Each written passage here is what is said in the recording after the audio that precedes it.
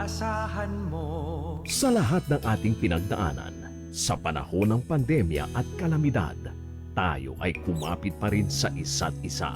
At buong tiwala ninyong ipinakita ang inyong suporta sa serbisyo at paglilingkod namin sa paghahatid ng tamang balita at impormasyon, tulong na galing sa aming puso. Kaya naman, sa latest survey ng Kantar at Nielsen, nangunguna ang mga himpilan ng RMN sa buong bansa. Number 1 sa Luzon, Number 1 sa Visayas, at Number 1 sa Mindanao. Radyo ng buong Pilipinas. Buong karangalan ng mga radyoman ng RMN Networks ang maglilingkod sa inyo. Maraming salamat, RMN. Number 1, Number 1. Wala nang iba. Radyo mo nationwide.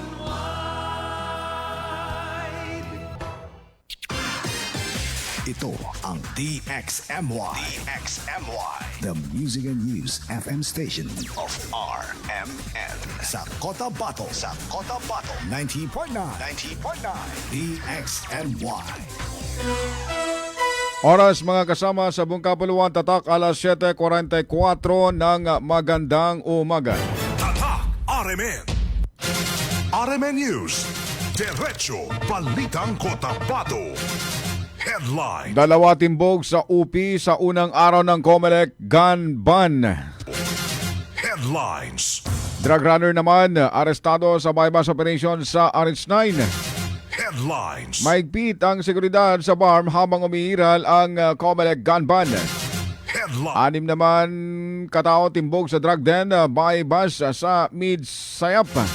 Headlines. OMI, OPAPRO at CBCP, ECID nananawagan ng ustisya sa pagpaslang sa tatlong peace advocates. Headlines. Shabu at baril nasamsam sa search warrant operation sa Kidapawan. Headlines. OPAPRO Chief sinuri ang mga peace projects sa Camp Bader. Headlines. 6ID nagbukas ng bagong golf facility at cafe sa Camp Siongko. Headlines. Jogging at recreational activities sa pansamantalang suspendido sa Bangsamoro Government Center. Headlines. At 9 na oras naman po ang power interruption mararanasan sa bahagi ng Maguindanao del Norte at Maguindanao del Sur bukas. RMN News.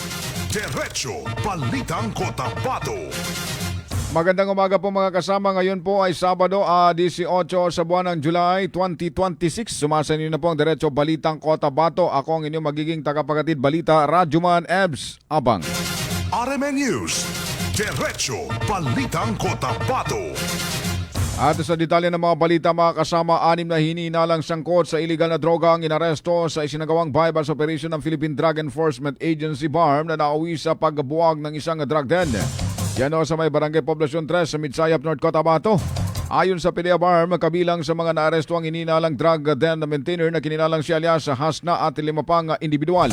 Na-recover naman sa operasyon ang umigit kumulang 16 na gramo ng hinihinalang shabu na may tinatayang halaga na 102,000 pesos sa drug paraphernalia, bypass money, mga cellphone, isang improvised caliber .45 pistol at mga bala. Maharap ang mga suspek sa kasong paglamang sa RA 9165. RMN News. Diretso Balitang Cotabato. Samantala mga kasama, 2 lalaki naman ang naaresto sa magkaiwalan na checkpoint operation sa barangay Borongotan, UP, Maguindanao del Norte matapos umanong mahulihan ng mga short of firearm sa unang araw ng pagpapatupad ng COMELEC gun ban. Ayon kay PRO BAR spokesperson Police Captain Steffi Salanggit, nangyari ang magkakaiwalay na pagkakaresto bandang alas 8 ng gabi. Agad na isinailalim sa kustodiya ang 2 suspek matapos mabigo umanong makapagpakita ng kinakailangang permit mula sa Commission on Election o COMELEC. Kasabay nito muling pinaalalahanan ng mga otoridad ang mga rehistradong gun owner na kahit may permit to carry firearms, kailangan pa rin ng kaukulang paintulot mula sa COMELEC upang makapagdala ng baril habang umiiral ang election gun ban.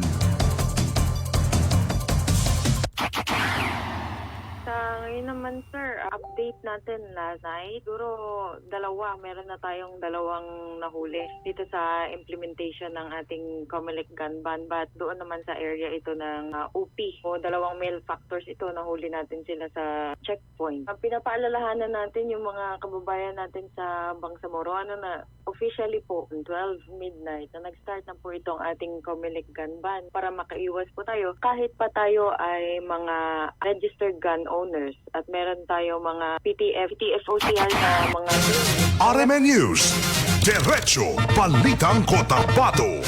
Pinaalalahanan din mga kasama ng Police Regional Office Bar ang publiko na mas pinaigting ang seguridad sa Bangsamoro sa panahon ng halalan sa pamamagitan ng mga checkpoint, control point at karagdagang deployment ng mga pulis sa Armed Forces of the Philippines, Philippine Coast Guard at iba pang national support units. Ayon kay Captain Salanggit, hindi sapat na may lisensya sa baril o permit to carry firearms outside of residence ang isang gun owner upang makapagdala ng baril habang umiiral ang COMELEC gun ban. Kinakailangan din ng Certificate of Authority o exemption na mula sa Commission on Election. Binigyan din ng pulisya na hindi otomatikong ibinibigay ng COMELEC ang naturang certificate. Kaya hinikayat ang lahat na gun owners na sumunod sa umiiral na mga alituntunin upang maiwasan o makaiwas sa paglabag at pananagutan sa batas. RMN News, Diretso Balitang Cotabato. Alas 7:49 ng umaga mga kasama, sa kulungan naman ang bagsak ng isang lalaking umano'y drug runner matapos masakote ng City PNP Drug Enforcement Unit alas 5:40 ng hapon dyan sa may Virgo Subdivision, Purok 7, Barangay Rosarias 9, Cotabato City. Kinilala ng CPD ang suspect na si alias Mos, 53 anyos, may asawa, construction worker. Residente sa naturang lugar. Nakuha sa pag-ingat ang suspect ang isang maliit na silyadong pakete na naglalaman ng hininalang shabu na may bigat na 0.08 grams na nagkakahalaga ng 544 pesos object of sale. Nakakulong na dyan sa may Police Station 1 ang suspect at maharap naman sa kasong paglabag sa RA 9165. RMN News, Diretso Balitang Cotabato.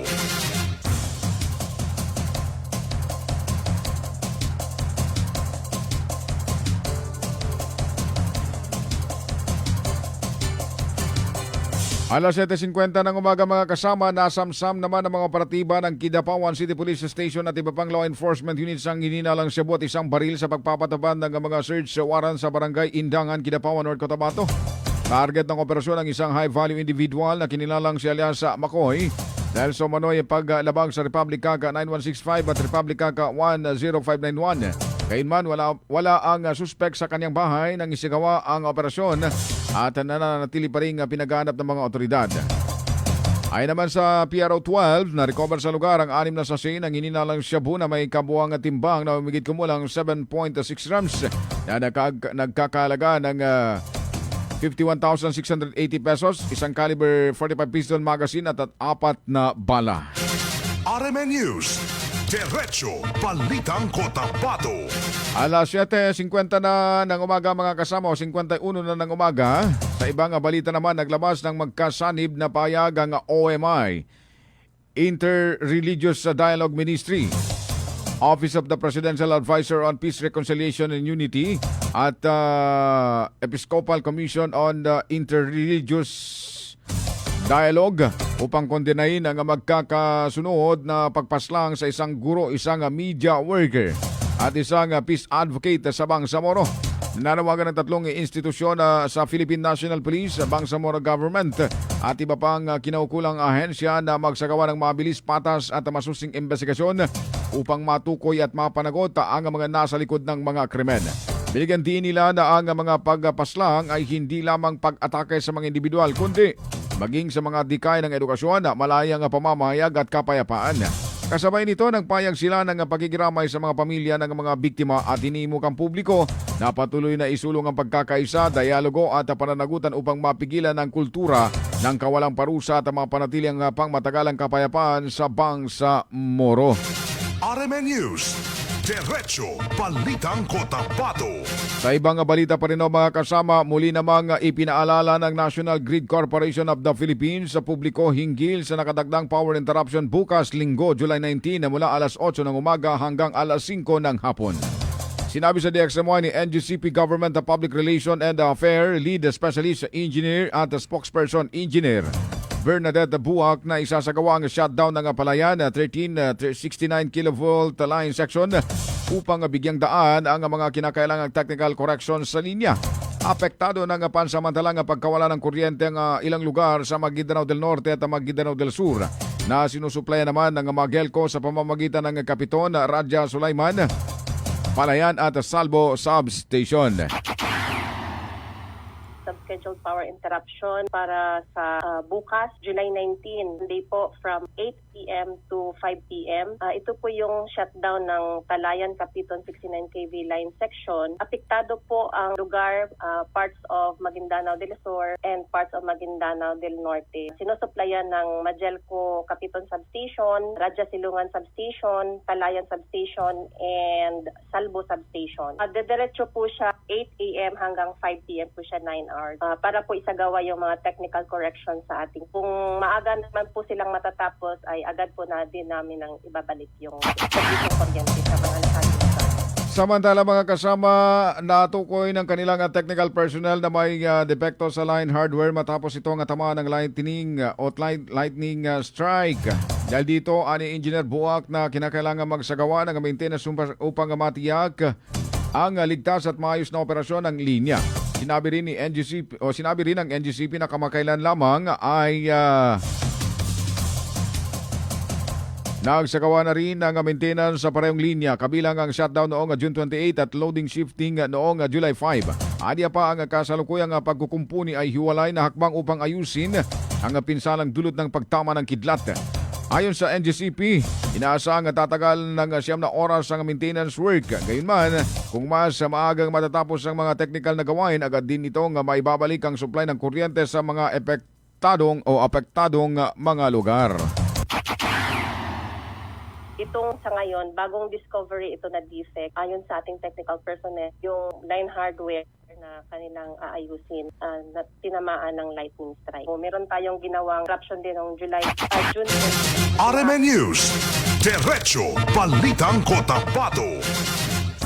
Alas 7:54 ng umaga mga kasama, bumisita si Presidential Advisor on Peace, Reconciliation and Unity Secretary Mel Senen Sarmiento sa Camp Bader at sakop ng 601st Brigade upang inspeksyonin ang mga proyektong ipinatutupad sa ilalim ng Camp Transformation Program ng Comprehensive Agreement ng Bangsamoro o CAB.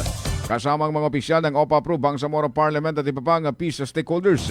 Sinuri ang progreso ng mga proyektong naglalayong magpalakas o mapalakas ang kapayapaan at kaunlaran sa mga dating kampo at kalapit na komunidad. Binigyan din ni Sarmiento ang kaalagaan ng aktwal na pag-inspeksyon upang matiyak ang maayos na implementasyon ng mga programa. Samantala, tiniyak naman ang mga opisyal ng 601st Brigade at 6th Infantry Division ang patuloy na pagkikipag-ugnayan sa OPA-Pro at iba pang katuwang upang maisulong ang matagumpay na pagpapatupad ng Camp Transformation Program at mapanatili ang ligtas at matatag na kapaligiran sa Bangsamoro. RMN News, Diretso Balitang Cotabato. Sa kabilang banda naman mga kasama, formal nang binuksan ang 6th Infantry Campilan Division ng Campilan Golf Facility at ang kaunaw ng Campilan Cafe sa loob ng Camp Siongco sa Awang Dato din Sinsuat, Maguindanao del Norte sa pamamagitan ng isang ribbon cutting at blessing ceremony. Ayon sa pamunuan ng 6ID, layunin ng mga bagong pasilidad na isulong ang physical fitness, mental wellness at mas matibay na samahan ng mga sundalo, civilian personnel at ang kanilang mga katuwang. Nagpasalamat din ang dibisyon sa mga stakeholder na nagkaloob ng solar street lights para sa pagpapaganda at pagpapailaw ng kampo. Pinangunahan ni Major General Jose Vladimir Cagara ang pagbubukas ng mga pasilidad na dinalawan din ng mga opisyal ng pamahalaan, military leaders at development partners bilang bahagi ng patuloy na pagpapalakas ng ugnayan at peace building initiative sa Bangsamoro. RMN News, Diretso Balitang Cotabato. Alas 7:57 na ho ng umaga mga kasama, sa ibang panig pa rin ho ng mga balita. Binigyan din ni Dato Odin Sinsuat ang Maguindanao del Norte Mayor Abdul Maina Baba Abbas ang kahalagaan ng pagkakaisa sa ilalim ng United Bangsamoro Justice Party o UBJP at MILF sa kanyang State of Municipal Address o SOMA 2026. Sa kanyang talumpati, sinabi ng alkalde na hindi naging madali ang pagtatag ng Bangsamoro government dahil sa mahabang pagkikibaka at mga sakripisyong dinaanan ng maraming Bangsamoro. Hinigayad din niya ang publiko na pahalagan ng mga naging bunga ng laban para sa sariling pamahalaan. Iginid ni Abbas na nananatili siyang kaalyado ng UBJP at MILF, kasabay ng panawagan na isantabi ang hidwaan at patuloy na suportahan ng mga layuning magpapalakas sa Bangsamoro government at sa kapayapaan sa rehiyon. Sa akin mo'y nasama ang mayor siya sa UBJP. Sa akin mo'y nasama ang mayor siya sa MILF. Tukal, di ko matalima yung tagak ko UBJP. Ano ni katikako ng tumagal? Padakal ilusok ko sa tiyan. Padakal pagalit. Padakal isuportan ano apat sa bapkan malaban. Ito naman ang atin siya. RMN News, Diretso Balitang Cotabato. Mga kasama, bumisita sa bayan ng Calanugas, Lanao del Sur, sina Senator Robin Hood, Robin Padilla at dating senador na si Samira Gutok upang personal na makiramay sa mga pamilyang nawala ng mahal sa buhay sa kamakailang insidente ng landslide. Sa kanilang pagbisita, nakiramay ang dalawa sa mga naulilang pamilya at nagpayag ng suporta sa mga residenteng naapektuhan ng kalamidad. Ayon sa pamalang bayan ng Calanugas, ang kanilang presensya ay nagsilbing pagpapakita ng pakikiisa at malasakit sa gitna ng pagdadalamhati ng komunidad. Nagpasalamat naman ang lokal na pamahalaan sa patuloy na panalangin, tulong at suporta mula sa iba't ibang leader at mamamayan habang nagpapatuloy ang pagbangon at rehabilitasyon ng Calanugas matapos ang trahedya. RMN News, Diretso Balitang Cotabato. Formal na ho mga kasamang nanumpa kay BARM Interim Chief Minister Abdul Rauf Magakuha si Alauya Ajong Alonto bilang Commissioner ng Bangsamoro Youth Commission na kakatawan naman sa Lanao del Sur at Marawi City. Sa kanyang panunumpa, ipinahayag ang patuloy na pagtitiwala sa mahalagang papel ng kabataan bilang katuwang sa nation building. Sa pamamagitan ng dedikadong pamumuno at aktibong pagkikilahok, layunin ng Bangsamoro Youth Commissions na higit pang mapalakas ang good governance at mabigyan ng mas maraming pagkakataon ng kabataang Bangsamoro na makibahagi sa pag-unlad ng rehiyon. RMN News, Diretso Balitang Cotabato. 7:59 na ho mga kasama, pansamantalang ipinatigil ang jogging at iba pang recreational activities sa loob ng Bangsamoro Government Center o BGC bilang bahagi ng ipinapatupad na mas maigpit na seguridad sa government complex. Ayon sa inilabas na advisory, epektibo ang kautusan na simula Hulyo 17 taong 2026 at mananatili ito hanggang sa maglabas ng panibagong abisong pamunuan. Pinayuhan ang mga empleyado, bisita at iba pang pumasok o pumapasok sa BGC na sumunod sa ipinatutupad na direktiba. Inatasan din ang mga security personnel na tiyaking maigpit na naipatutupad ang kautusan. Hindi naman isinapubliko ang partikular na dahilan ng heightened security measures. Ngunit humiling ang pamunuan ng pangunawa at kooperasyon ng publiko habang umiiral ang suspensyon. RMN News, Diretso Balitang Cotabato. Halos kompleto na mga kasama ang payout ng social pension sa Cotabato City unclaim, makakuha o unclaim. Ito ang halos nakatanggap na rin ang kanilang ayuda matapos ang payout na isinagawa mula noong Martes hanggang Webes ayon kay City Social Welfare and Development Cherry Bean Beloria na kanyang inayag sa DXMY. Ayon pa sa kanya, ang mga hindi nakadalo sa itinakdang schedule ay maaari pang kunin ang kanilang pensyon sa Lunes sa City Hall. Samantala, ihahatid naman sa mga bedridden senior citizen ang kanilang pensyon sa kanilang bahay kasabay ng proof of life validation. Maaari ring i-claim ng pamilya ang pensyon ng mga pumanaw na benepisyaryo para sa buwan ng January hanggang June basta't makapagsumite ng waiver, death certificate at mga kinakailangang valid ID. Actually po, halos lahat naman po ay nakatanggap na kasi nakaschedule tayo nung Tuesday until kahapon po. Meron lang langanan 1 na naiwan, pati na rin po yung mga unclaimed, yung ibig sabihin hindi sila nakapunta nung araw ng kanilang schedule. Meron pang pagkakataon na makukuha nila sa Lunes.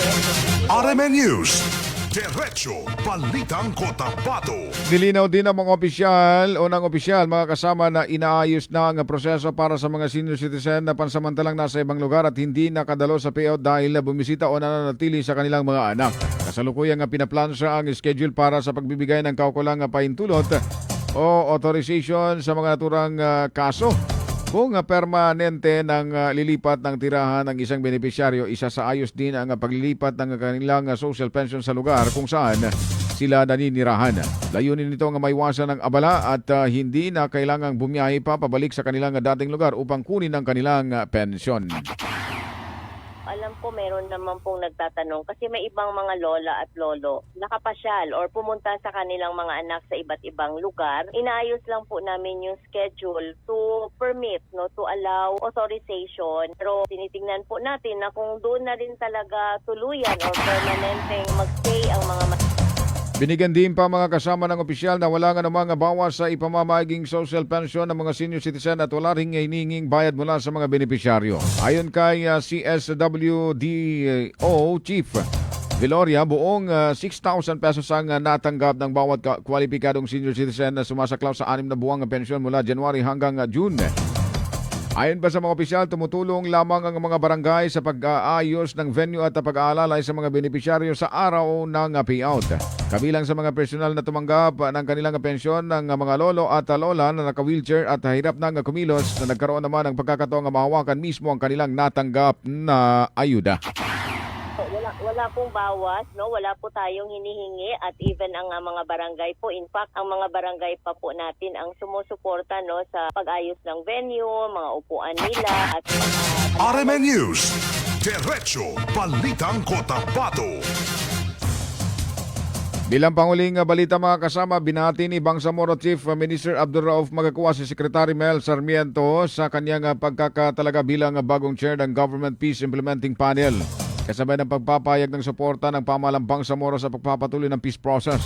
Sa kanyang mensahe, sinabi ni Magakuwa na nagtitiwala siya sa kakayahan at pamumuno ni Sarmiento sa pangangasiwa ng panel na may mahalagang tungkulin sa pagpapatupad ng mga kasunduang pangkapayapaan sa pagitan ng pamahalan at the Moro Islamic Liberation Front o MILF. Iginit din ng punong ministro mga kasama na mananatiling katuwang ang Bangsamoro government sa pagpapalakas ng koordinasyon at kooperasyon upang maisulong ang pangmatagalang kapayapaan, katatagan at kaunlaran sa rehiyon. Radyo mo nationwide. Alas 8:05 ng umaga mga kasama. RMN News, Diretso Balitang Cotabato. Yan na po ang kalipunan mga kasama ng ating pong balitan ngayon pong umaga ng Saturday, July 18, 2026. Morning muna sa ating mga viewers na nakikinig, nanonood this morning. Magandang umaga kay Jonard Cano, kay Dato Nasser Uko Haji Ali. Magandang umaga rin kay Manny Amiril Sharif Tanggan, sa Haragani Uto at si Junrel Singkuya. Morning ho sa inyo at kay sino pa ba? Ayun lang. Morning ho sa inyo. Paalam na ako mga kasama. Sa ngalan ng ating mga partners sa ating news center, Radyoman Juldi Mapalaw. Samantala sa ating technical, Radyoman Danilo Dani Malaran. Sa digital naman si Radyoman Ricardo Kuya Eric Madamba Jr. Wag ko kayong alis mga kasama. Ang programang Tuntulan ni Papa susunod na ho. Ang ini pong Radyoman F. Sabang, magandang umaga, tatak RMN. RMN News, Diretso Balitang Cotabato.